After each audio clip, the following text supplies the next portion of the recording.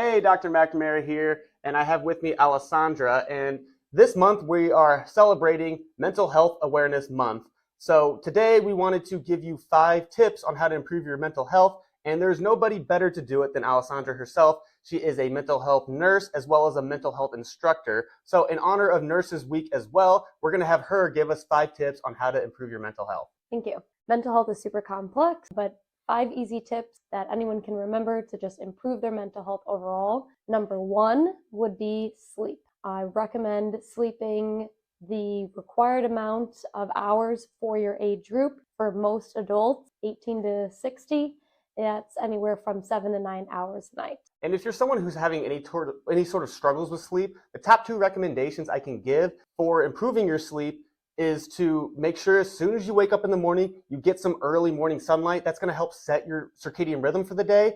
And then also get in some sort of physical activity throughout the day as well. That's going to really help improve not just falling asleep, but the quality of sleep as well. And then there's also some supplements you can take, but that's for another video. Awesome. And number 2 is nutrition. Make sure that you are fueling your body with nutrient-dense foods and getting plenty of hydration or water that your body needs. Yes, so in general, you just want to make sure on your plate you have plenty of fruits and vegetables. The more colors, the better. And then make sure you have some sort of protein source. And then another thing that is very important when it comes to mental health is making sure you have you're getting enough polyunsaturated fatty acids in the forms of EPA and DHA. That's going to be good for your cardiovascular health as well as your mental health. So look into fish oils, krill oils, or just eating good fish as well. Mm-hmm. And we could make another video about this to go on, but serotonin is a neurochemical that is imbalanced when people are experiencing anxiety or depression. And over 90% of serotonin is produced in the gut. So there's a lot of research to support the mind-gut connection, and the food that we put into our body really does impact our mental health overall. Number 3 is movement. So movement can be any type of movement. You could be exercising in the gym, weightlifting, yoga class, bike riding, swimming, or even just walking, getting outside and walking. Whatever you can do for your baseline activity level, start small and work your way up. And just to build off a little bit what Alessandra said, if you are someone who is having any sort of difficulty with beginning physical exercise, if you're in pain, first of all, come see me. Make sure to make an appointment, get in the office so we can fix you up and get you out of pain. And if you're someone that just has no idea where to start when it comes to exercise, I'll link a video on how to begin beginner resistance training program.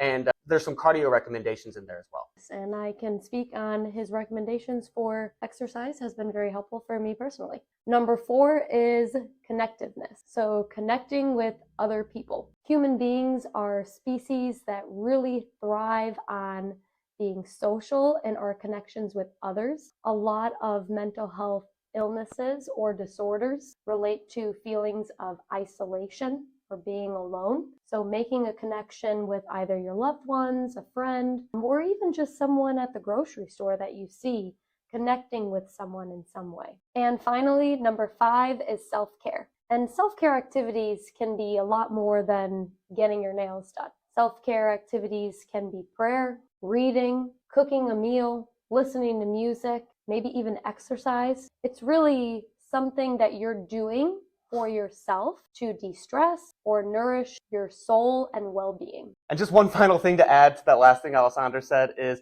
if you are someone who's struggling to find one of these self-care activities, I recommend just trying anything new that you haven't done before.